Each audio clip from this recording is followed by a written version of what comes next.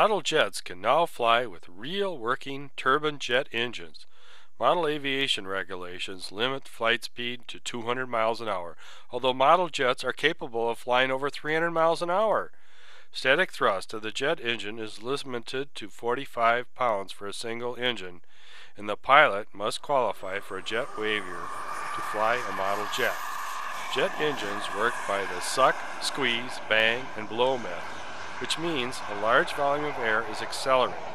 The air is drawn in to be compressed, fuel is added to compressed air causing the bang, and the blow is the exhausted air rushing out.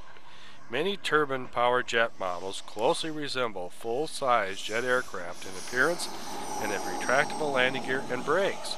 The price tag for such sophisticated models is steep, with a total investment of $10,000 not uncommon.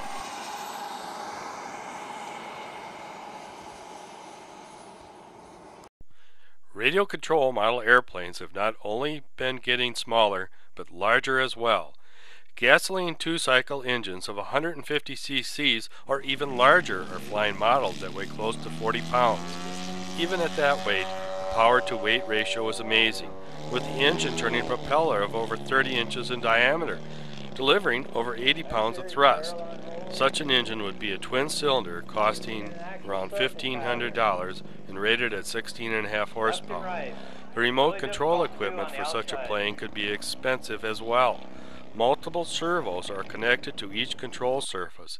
The rudder alone could take 4 servos. Total servo count for a plane could be 15 servos. Total cost for everything would be several $1,000s.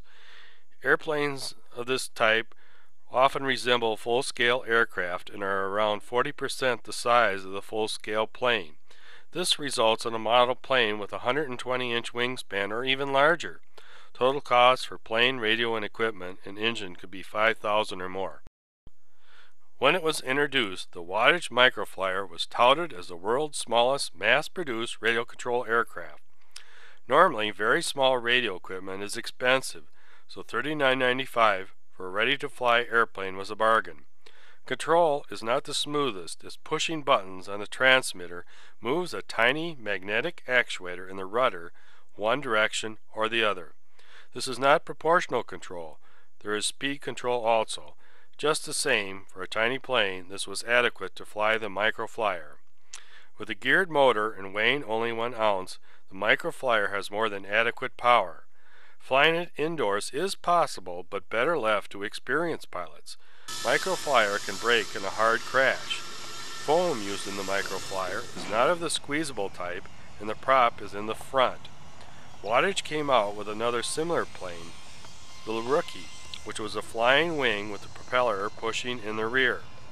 One thing I noticed while flying the microflyer was sharp right turns often resulted in spiral dives towards the ground, making flying exciting. Imagine an airplane powered by an engine that runs on air. That is exactly what Air Hogs model planes, produced by the Spin Master Company, use for power.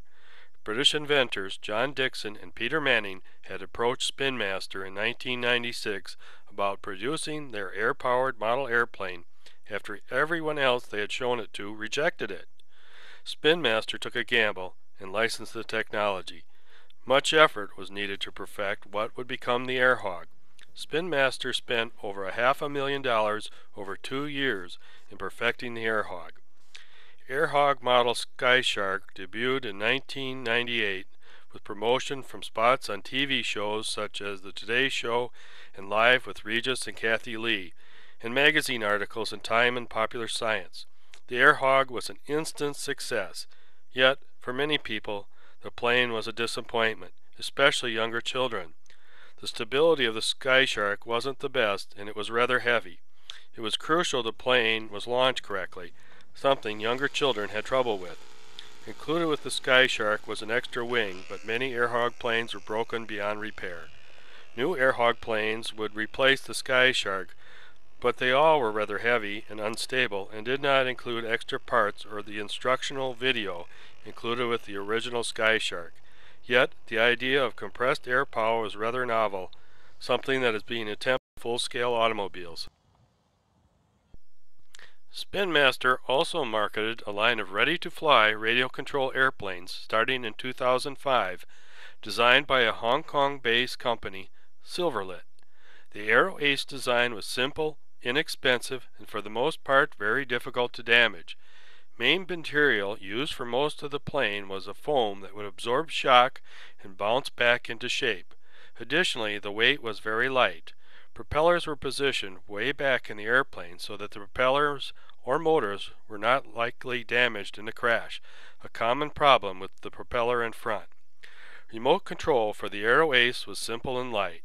Two electric motors powering the plane would vary in thrust, causing the plane to turn opposite to where more thrust had been applied. More thrust to both motors and the plane would climb.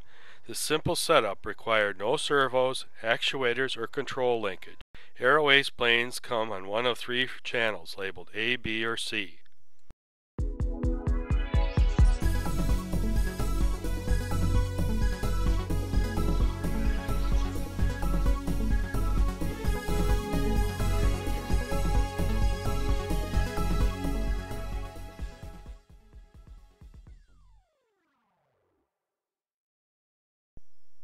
The Park Zone Cessna Centurion comes with the amazing spread spectrum radio technology, which solves one of the biggest worries in flying radio control airplanes, having your airplane shot down by another transmitter on the same radio frequency.